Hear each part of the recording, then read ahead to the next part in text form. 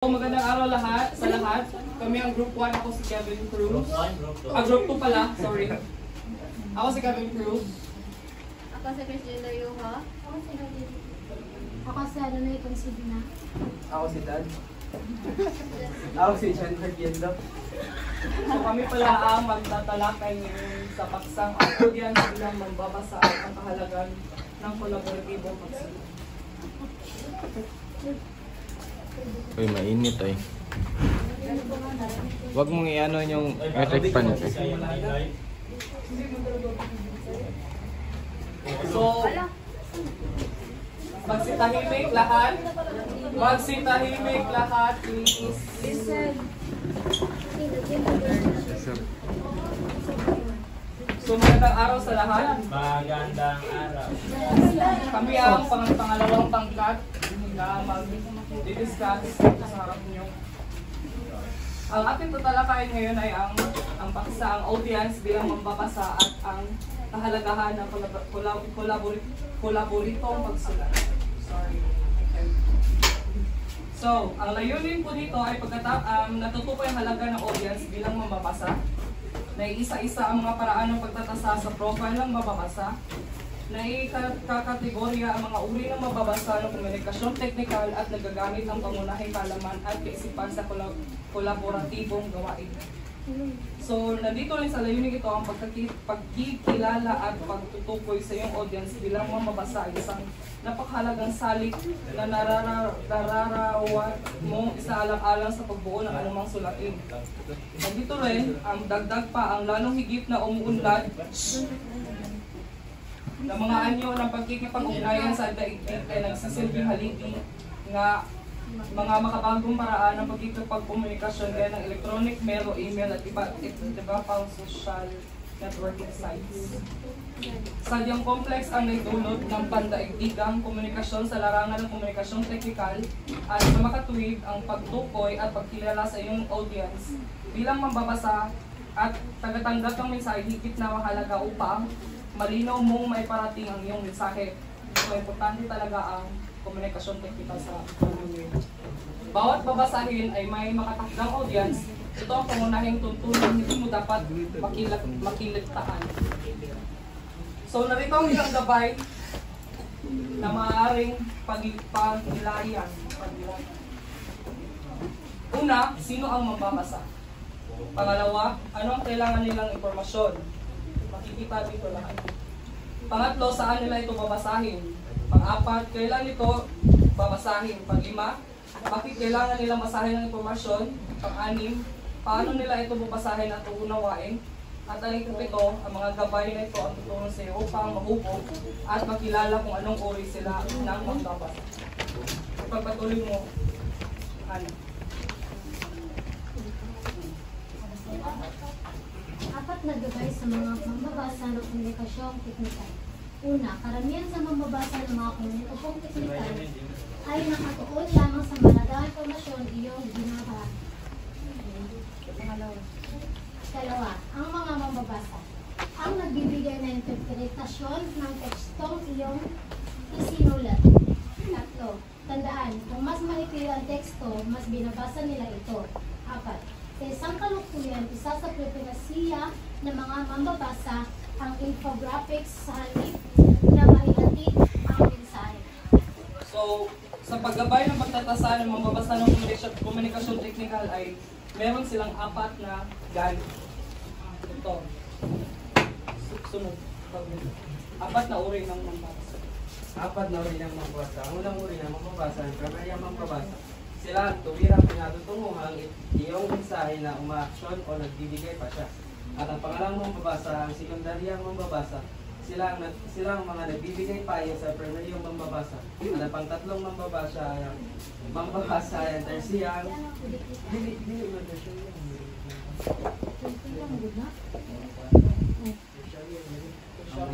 sila ang maaaring may interes sa impormasyon matatagpuan sa dokumento. At ang pang-apat ay ang gatekeepers. Sila ang namamahala sa nilalaman ng dokumento, gayon din sa estilo nito, bago pa man ito ipahatid sa primaryang mambabasa. So, yun ang apat na uri ng mambabasa. Ang primaryang mambabasa, sekundaryang mambabasa, tertiaryang mambabasa at ang gatekeepers. Sa pagtutuloy. Na ako, may video na makita. Ay, Ikaw nagkikita. Pagtukoy sa pangangailangan, kapalagaan sa loobin ng mga mamabasa. Pangangailangan, tumutukoy ito sa mga impormasyong kinakailangan, matugunan o maaksyonan ng iyong mambabasa. Pagpapahalaga, pinapalooban ng mga isaktuin, agenda, tunguhin o mga paniniwala na mahalaga sa mga mamabasa.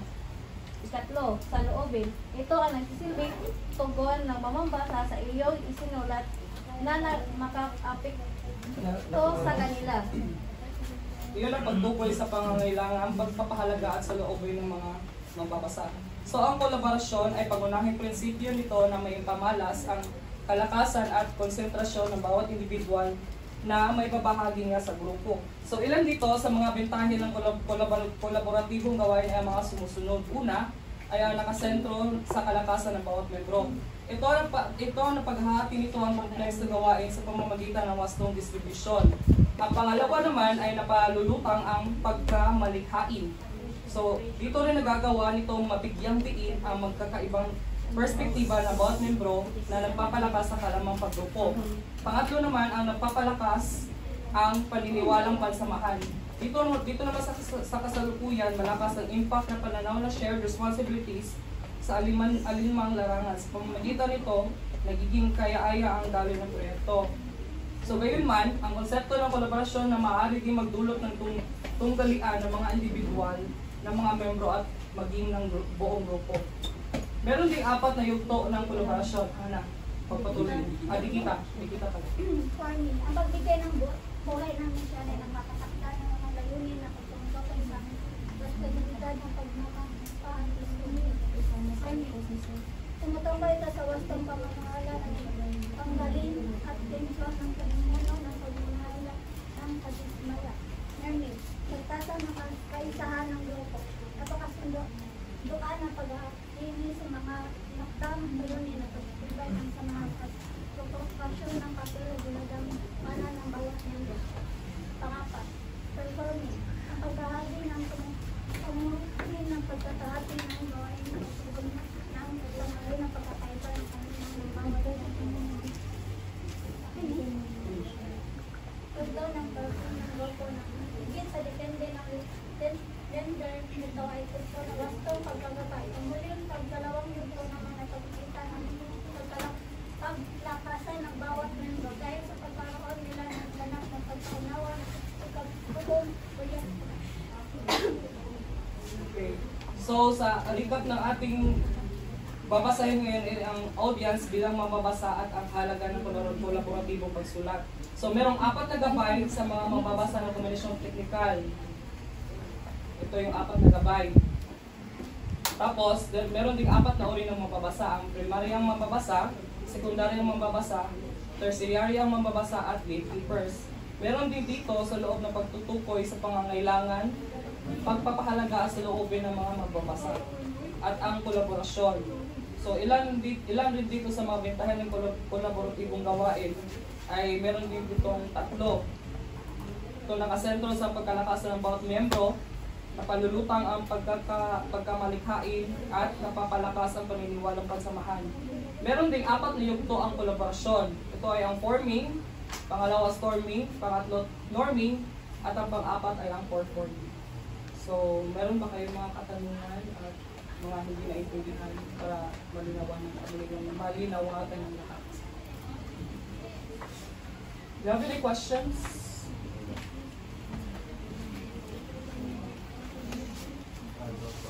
And so far, so we can proceed on. What's that? Preferensya. What's that? Preferensiya. Preferences.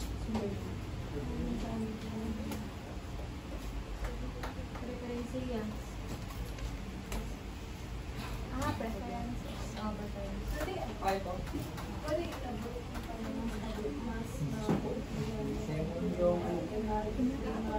Ito ang primaryang mambabasa, yung 4. So in English, I think this is a primary source. So, sa primaryang mambabasa, sila ang mga tuwirang pinatutunguhan ng iyong mensahe na umaaksyon o nagbibigay pasya.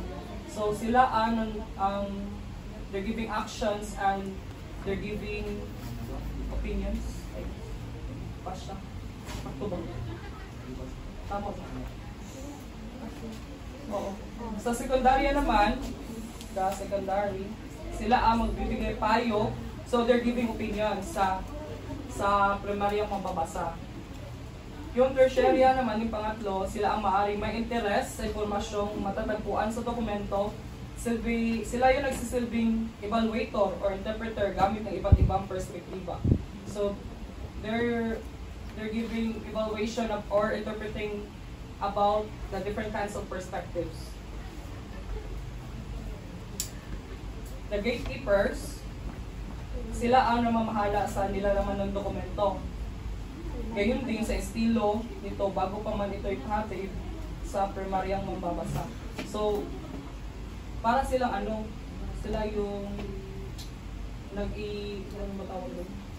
Sila yung tagapamahala sa Nilalaman ng dokumento bago ito ibalik sa primaryang mambabasa. Anything else?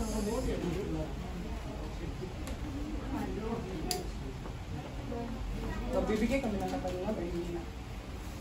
So, Lapis? Hindi, sa inyo. Magtatanong ba kami sa inyo? hindi na siguro. Hindi na? Meron kami pero pinasa namin ni Ay, hindi mo kailangan. Kasi dito naman lahat yun. Oo, nandiyan naman yun. So, meron pa bang mga katanungan at Meron ba? gusto mo may... Meron bang katanungan nito? So far. Tanungin mo nga si Trisay kung naiintindihan ba yan. Kalagin lang naman ito. Bibig niya. Ayaw ko may no. Tanungin mo nga si Trisay.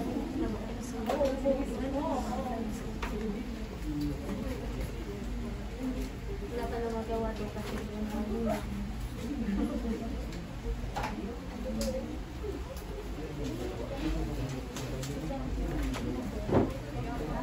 So, are we gonna proceed to group 3? No? The whole 40 minutes is located to your recording. Okay. Without quiz. without So- quiz. So, any other questions regarding about our topic? Pwede rin you discuss report you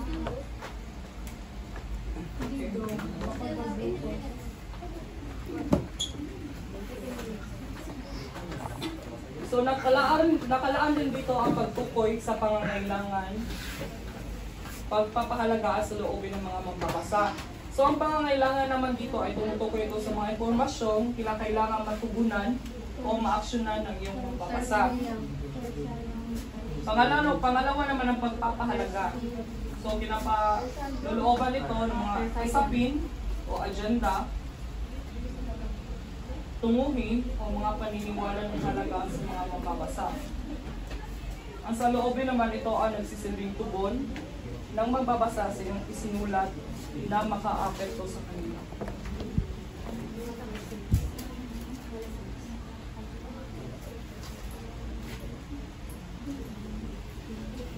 So, ilan rin dito sa mga bentahe ng kolaboratibong gawain ay mga sumusunod. So, una ay ang nakasentro sa kalakasan ng bawat miyembro. Napaghahati nito ang complex sa gawain sa pamamagitan ng wastong distribusyon. Pangalawa naman ay napalulutang ang pagkamalikhain. So, dito naman nagagawa nitong mabigyang diin ang magkakaibang perspektiba o perspectives ng bawat miyembro na nagpapalakas sa kaalamang panggrupo.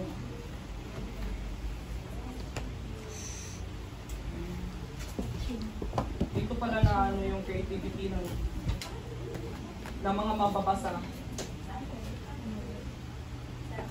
sa mga bentahe ng collaborative works. Pangatlo naman ang palakas ang paniniwalang pansamahan. So sa kasalukuyan malakas ang impact ng pananaw ng shared responsibilities sa alinmang larangan. Sa pamagitan nito, nagiging kaaya-aya ang daloy ng proyekto. So parang mayroon siyang paniniwala sa kagrupo mo. Iba't ibang klase talaga yung babasahan. So meron din palang 4 na yugto ang kolaborasyon.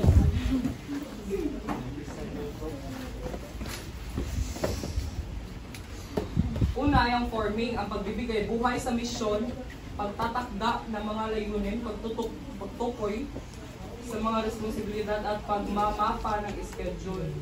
So dito pala nabibilang yung pagbuhay sa misyon. Tapos umatakda ng mga layunin o mga paksa. Yun. Pagtukoy sa mga responsibilidad at pagmamapa ng schedule. Schedule mapping. So pangalawa naman ay yung storming. Tumutukoy sa wastong pamamahala ng mga tunggalian, tensyon sa pamumuno at pagpamamahala at pagkadismaya. Pangatlo ay ang norming. Pagtasa sa kaisahan ng grupo sa pagkasunduan, pagpakinis sa mga itinakdang layunin, pagpapatibay ng samahan at pagpupokus sa papel na ginagampanan ng bawat miyembro. Ang pang-apat naman ay ang performing, ang pagbabahagi ng tunguhin, paghahati-hati ng gawain, pagtugon sa mga tunggalian at pagkakaiba ng pananaw ng bawat miyembro. So sa yugto ng forming at storming, ang grupo ay higit na nakadepende sa leader nito tungo sa wastong paggabay. So nakadepende ito lahat sa leader. Sa yugto ng forming at saka yung storming. Ang huling dalawang yugto naman ay nagpapakita na ng kalakasan ng bawat miyembro dahil sa pagkakaroon na nila ng ganap na pagkaunawa sa kabubuan ko.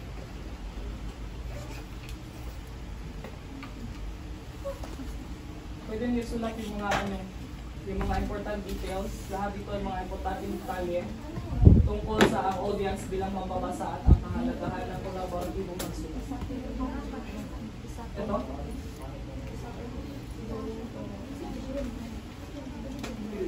Referensya.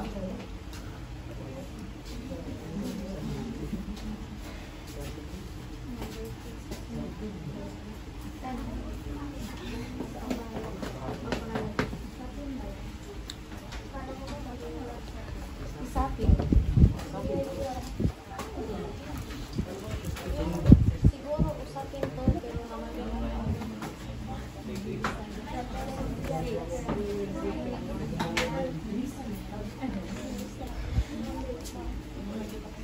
What quiz?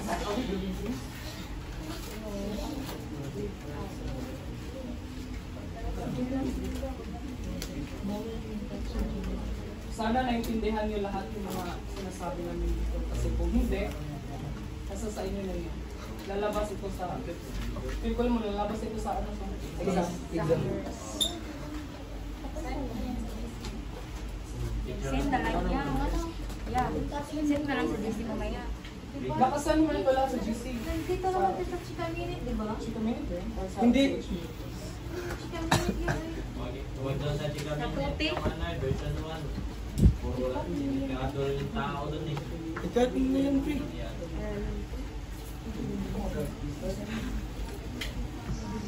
Sino ba gumawa ng GC? Tristan, may katanungan na ba dito? Gumawa yan sa ano? Huwag sa version, ano, sa isang GC natin para ano, puro na ng tao. Hindi, pwede din sa ano. Doon sa GC na pamilya. Sa Tagaytay. as concentration.